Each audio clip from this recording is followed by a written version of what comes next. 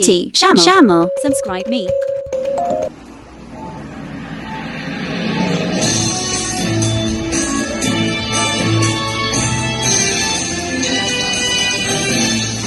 Mula sa bulwagang pambalitaan, himpilan at sandigan ng bayan. Ito ang Dyaryo sa Radyo, 5 Balita.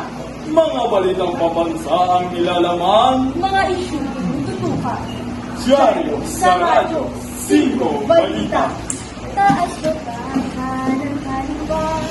Saan magpunta dyan sa ato nandito natin. Nakikinggan niyo kami ngayon sa Dyaryo. Ang mga maghapit ng balitang totoo, updated sa Dyaryo sa Radyo. Narito ang mga balitang matatagpuan po ang katotohanan lamang. Ito ang Dyaryo sa Radyo. Ang oras natin ngayon ay 10 minuto makalipas sa alas 2 ng hapon. Araw ng Biyernes, 2 ng Oktubre, 2020. Sa paliwanag ng hapon, Pilipinas, ito ang iyong kababalita ang Balos General Factor. At inyong kahampi, Danielita Jalmar. At kayo'y nakikinig sa Dyaryo sa Radyo. Para sa mga nagbabagang balita, ang Ipigil Award Cup tinalo ang MCver sa isang dominating performance. Nagkaroon ng pagkakaisang sa Presidente at pagkakaisang sa isang makasisalang pagkukulo sa kaliwakan.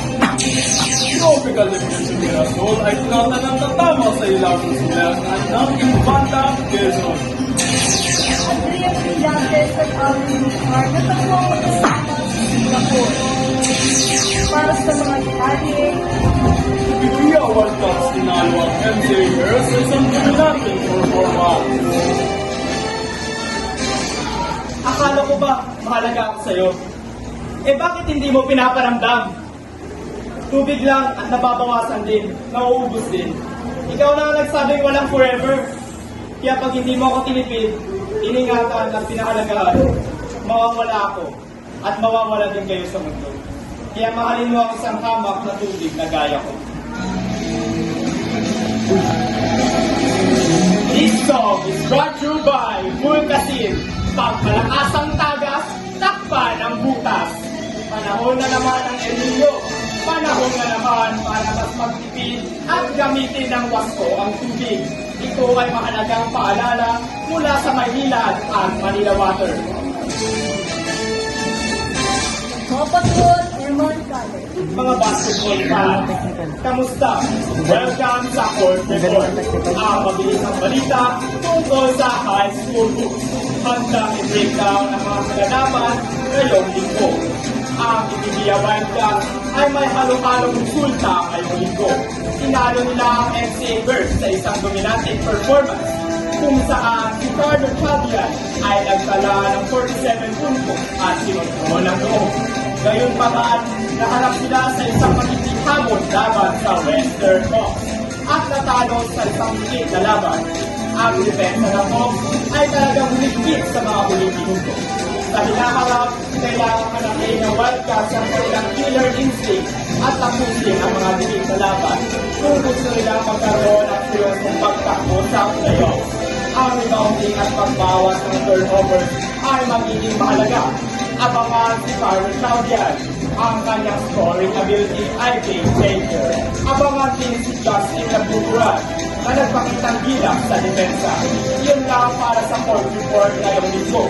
Manatiling nakatutok para sa higit pang high school action sa susunod. Ito na pagkakaisa sa Presidente at Panginoon sa isang makasaysayan pagkukulong sa kaliwakan. Ay, Mare! Alam mo ba yung kapitbahay natin? Naku! Yung si Trixie, kabit ni Mayor. Talaga, Mare? Kaya naman palang gaganda ng mga alahas. May bagong kotse pa. Halayin mo yun? Ay, naku! Oo talaga. Balita ko pa nga, buntis raw. Naku, ang hirap na talaga ng panahon ngayon. Ay, Mayor! Andiyan ka pala. Hindi namin napansin. Sila yung kabit ay ST sa Trixie ko. Ano ba kayo? Nagpapakita lang tayo ng kagandahan ko. Kapit nga agad. Mali yun. Panghusga ang tawag yun. Talagang malapit sa akin si Trixie dahil kapatid ko siya. Huwag baliwala sa safety. Maging mapagtanyag at mapansin. Ang programang ito ay disenyo ng Department of Information and Communication at hindi kami pinako.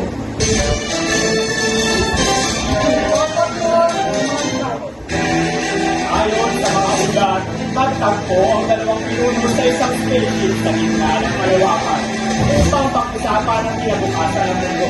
Sa isang chapter of events, nagtagpo ang dalawang leader na magkaisa sa pagtatawag ng pagdaigdigang gobyerno na may upuan sa buwan. Ang pagdaigdigang gobyerno ay magiging responsable sa pagkontrol sa mga pagdaigdigang issue tulad ng pagbabago ng klima, kahirapan at limpahan. Si Pangulong Duterte at Pangulong Trump ay magiging mga problema ng bagong gobyerno. Ang mga detalye ng katutuan ay hindi pag-uwisan ng lalabas. Ngunit ang mga opisyal ng dalawang bansa ay nagsasabi na ito ay isang mga saysayang pagkakaroon para sa mundo. Ano ang magiging reaksyon ng mundo sa balitang ito? Abangan ang mga susunod na update. Tropical Depression Resort ay tinatanyag sa tao sila ay mga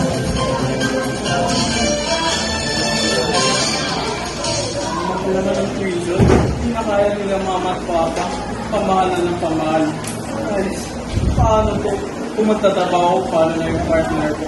Paano na yung attention na mabibigay ko? Mahal ang tuition pero mas mahal ko siya.